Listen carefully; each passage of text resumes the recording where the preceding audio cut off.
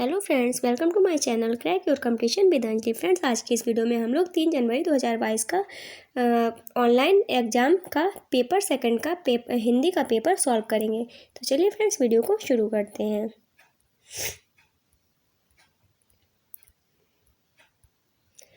निर्देश नीचे दिए गए गद्यांश को पढ़कर पूछे गए प्रश्नों के सबसे उपयुक्त उत्तर वाले विकल्प को चुनिए। एवरेस्ट की तरफ गौर से देखते हुए मैंने एक भारी बर्फ का बड़ा प्लूम देखा जो पर्वत शिखर पर लहराता एक ध्वजा लग रहा था।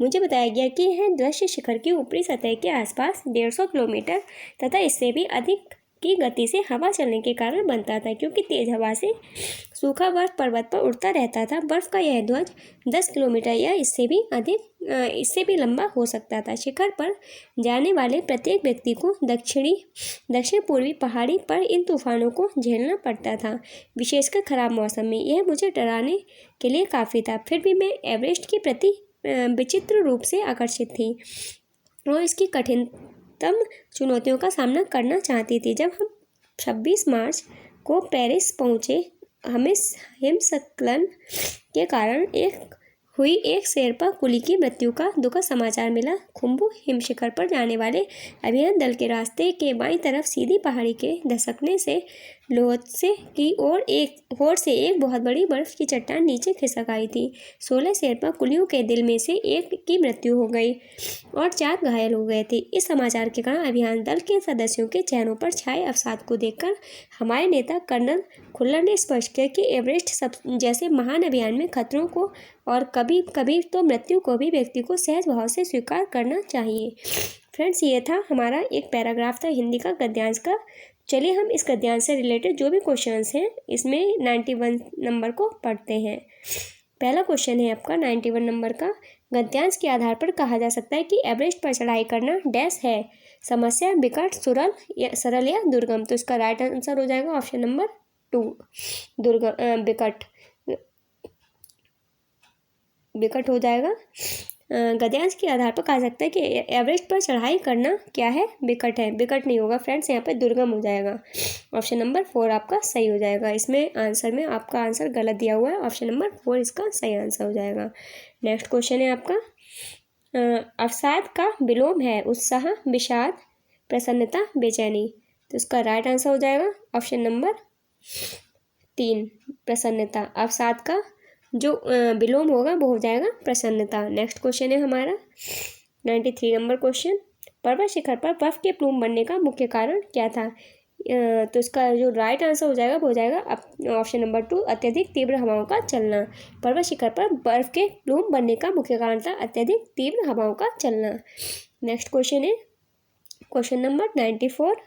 बर्फ का पर्यायवाची शब्द नहीं है। तो उसका आंसर हो जाएगा ऑप्शन नंबर 2, शैल। पाला, तुषार और हिम बर्फ के पर्यायवाची शब्द हैं और शैल पर्यायवाची शब्द नहीं है इसका। नेक्स्ट क्वेश्चन है 95 नंबर क्वेश्चन।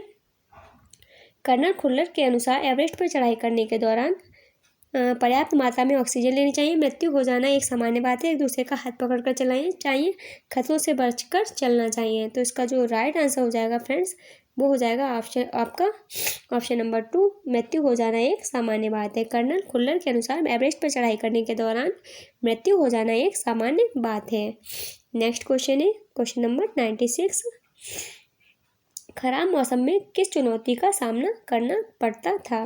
बर्फ के प्लूम का, तेज हवाओं का, तूफानों का, अत्यधिक गहराई का। तो इसका राइट आंसर हो जाएगा ऑप्शन नंबर 3, तूफानों का। खराब मौसम में तूफानों का सामना करना पड़ता था। नेक्स्ट क्वेश्चन है 97 नंबर क्वेश्चन। आकर्षित में शब्द में मूल शब्द और प्रत्यय है। तो इसका जो राइट आंसर हो जाएगा वो हो जाएगा ऑप्शन नंबर 4, आकर्षण प्लस इत। आकर्षण प्लस इत को मिलाकर के आकर्षित शब्द बना है। आकर्षण इसका मूल शब्द है और इत इसका प्रत्यय है। नेक्स्ट क्वेश्चन है क्वेश्चन नंबर 98। एक शेरपा की मृत्यु का कारण था बर्फ का तेज तूफान आना, खूब जोरदार बर्फबारी होना, बर्फ की चट्टान का खिसकना, एवरेस्ट पर्वत का धंसकना। तो इसका जो राइट आंसर हो जाएगा ऑप्शन नंबर 3, बर्फ की चट्टान का खिसकना। एक शेरपा की मृत्यु का कारण क्या था? बर्फ की चट्टान का खिसकना। नेक्स्ट क्वेश्चन है हमारा क्वेश्चन नंबर 99। निम्न में से विशेषण विशेष किसमें नहीं है? तो जो इसका राइट आंसर है वो है ऑप्शन नंबर 4 पर्वत शिखर। पर्वत शिखर में विशेषण और विशेष्य नहीं है, सीधा पहाड़ी। इसमें विशेषण भी और विशेष्य, सूखा यानी कि विशेषण और बर्फ विशेष्य है, 16 विशेषण हो जाएगा और शेरपा इसका विशेष हो जाएगा। पर्वत शिखर ये एक ही वर्ड है, पर्वत शिखर, ठीक है। तो इसमें विशेषण विशेष नहीं है। नेक्स्ट क्वेश्चन है हमारा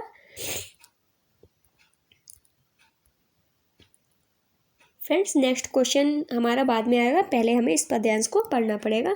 100 से 105 तक पद्यांश को पढ़कर क्वेश्चंस को देना है, आंसर्स को देना है। निर्देश निम्नलिखित पद्यांश को पढ़कर पूछे गए प्रश्नों के सबसे उपयुक्त उत्तर वाले विकल्प को चुनिए। बाधाएं आती हैं आए, घिरे प्रलय की ओर घटाएं, पाँवों के नीचे अंगारे, सिर पर बरसे यदि ज्वालाएं, निज हाथों में हंसते हंसते आग लगाकर जलना होगा, कदम मिलाकर चलना होगा। हास्य रुदन में तूफानों में, अगर असंख्यक बलिदानों में, उद्यानों में वीरानों में, अपमानों में सम्मानों में, अन्नत मस्तक उभरा सीना पीड़ाओं में पलना होगा, कदम मिलाकर चलना होगा। फ्रेंड्स, ये पद्यांश दिया हुआ है, इससे रिलेटेड क्वेश्चंस को हम लोग आगे पढ़ते हैं। क्वेश्चन नंबर 100 है, कविता में व्यक्त भाव डैश की प्रेरणा देते हैं। एकता और आगे बढ़ने की, एकता और तेज चलने की, आगे बढ़ने और तेज चलने की, तेज चलने और कर्म करने की। तो इसका राइट आंसर ऑप्शन नंबर 1 एकता और आगे बढ़ने की। कविता में व्यक्त भाव एकता और आगे बढ़ने की प्रेरणा देते हैं। नेक्स्ट नंबर है 101 नंबर, जीवन में आने वाली कठिनाइयों की ओर संकेत करने वाला शब्द नहीं है। प्रलय, अंगारे, वीराणु, ज्वालाएं। तो इसका जो राइट आंसर हो जाएगा ऑप्शन नंबर 3 हो जाएगा वीराणु।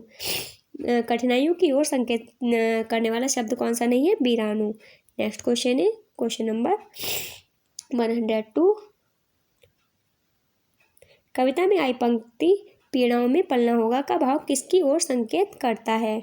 तो इसका राइट आंसर हो जाएगा फ्रेंड्स ऑप्शन नंबर 3 समस्याओं में भी निरंतर कार्य करने की ओर। कविता में आई पंक्ति पीड़ाओं में पलना होगा का भाव क्या है? समस्याओं में भी निरंतर कार्य करने की ओर। नेक्स्ट क्वेश्चन है हमारा 103 नंबर क्वेश्चन, सम स्थिति में रहने की प्रेरणा देने वाला अंश है। अपमानों में सम्मानों में। ऑप्शन नंबर 1 आपका सही हो जाएगा। सम स्थिति में रहने की प्रेरणा देने वाला अंश कौन सा है? अपमानों में सम्मानों में। नेक्स्ट क्वेश्चन है हमारा क्वेश्चन नंबर 104,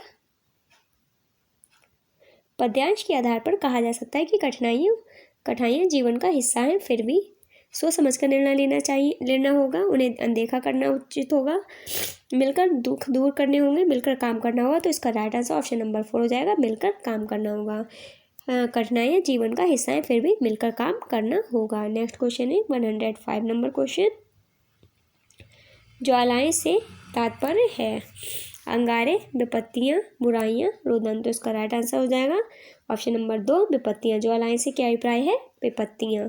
नेक्स्ट क्वेश्चन है हमारा 106 नंबर क्वेश्चन, शिक्षार्थी भाषा अर्जित करते हैं भाषा की संरचना का विश्लेषण करके, भाषा के साहित्य का अध्ययन करके, उस भाषा को बोलने वालों की संस्कृति के बारे में सीखकर, प्राकृतिक अंतःक्रियात्मक वातावरण में भाषा का उपयोग करके। तो इसका राइट आंसर हो जाएगा ऑप्शन नंबर 4 प्राकृतिक अंतःक्रियात्मक वातावरण में भाषा का उपयोग करके। नेक्स्ट क्वेश्चन है 107 नंबर क्वेश्चन, निम्नलिखित में से कौन से भाषाई कौशल अभिव्यक्ति से संबंधित है? तो अभिव्यक्ति से संबंधित है ऑप्शन नंबर 3 बोलना और लिखना। बोलने और लिखने द्वारा अभिव्यक्त किया जाता है, इसलिए भाषाई कौशल अभिव्यक्ति से कौन से भाषाई कौशल संबंधित है? बोलना और लिखना। नेक्स्ट क्वेश्चन है 108 नंबर क्वेश्चन,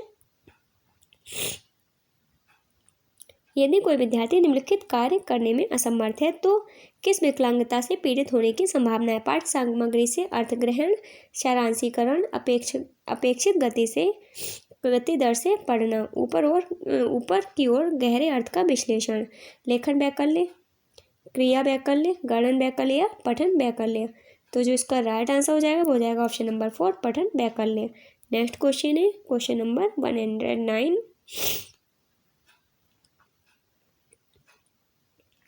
भाषा का कार्यात्मक मॉडल संप्रेषणात्मक क्षमता की अवधारणा से जुड़ा है। तर्क दिया है इसका, भाषा कार्यात्मक अर्थों के व्यक्ति और वास्तविक दुनिया की गतिविधियों को करने का एक माध्यम है। तो इसका राइट आंसर हो जाएगा ऑप्शन नंबर 1 ए आर दोनों ही सही हैं, आर एक ही सही व्याख्या है। नेक्स्ट क्वेश्चन है क्वेश्चन नंबर 10,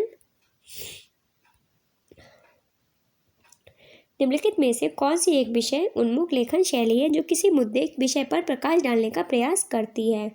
वर्णनात्मक लेखन, विवरणात्मक, वृत्तांत लेखन या तार्किक लेखन? तो इसका राइट आंसर हो जाएगा ऑप्शन नंबर 1 वर्णनात्मक लेखन। नेक्स्ट क्वेश्चन है 111 नंबर क्वेश्चन।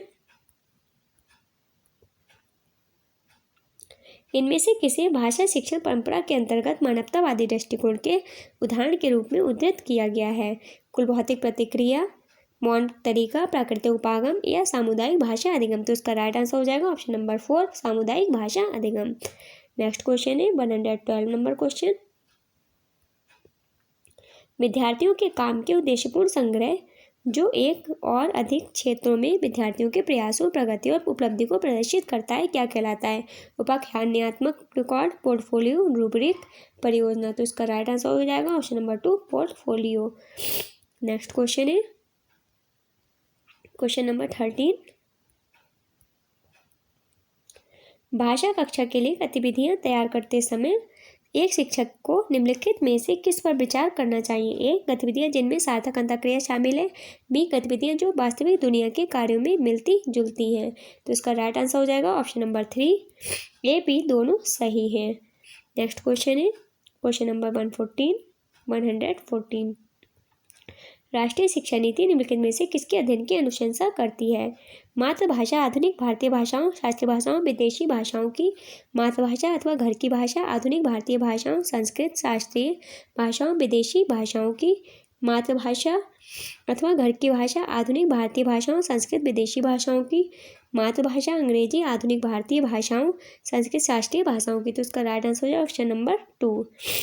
राष्ट्रीय शिक्षा नीति अध्ययन की अनुशंसा करती है किस भाषा की? मातृभाषा अथवा घर की भाषा, आधुनिक भारतीय भाषाओं, संस्कृत, शास्त्रीय भाषाओं और विदेशी भाषाओं की।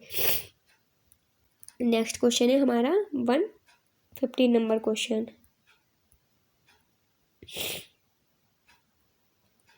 शिक्षिका कक्षा में गतिविधि आयोजित करती हैं।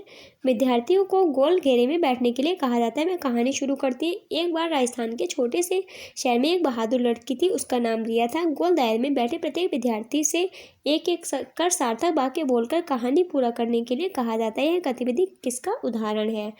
विषय वस्तु आधारित भाषा शिक्षण, संज्ञानात्मक अकादमिक भाषा प्रवीणता, बुनियादी अंतः व्यक्तिक संप्रेषण व्यवस्था, विषय वस्तु एकीकृत भाषा अधिगम? तो इसका राइट आंसर हो जाएगा ऑप्शन नंबर 2 संज्ञानात्मक अकादमिक भाषा प्रवीणता का। नेक्स्ट क्वेश्चन है 116 नंबर क्वेश्चन।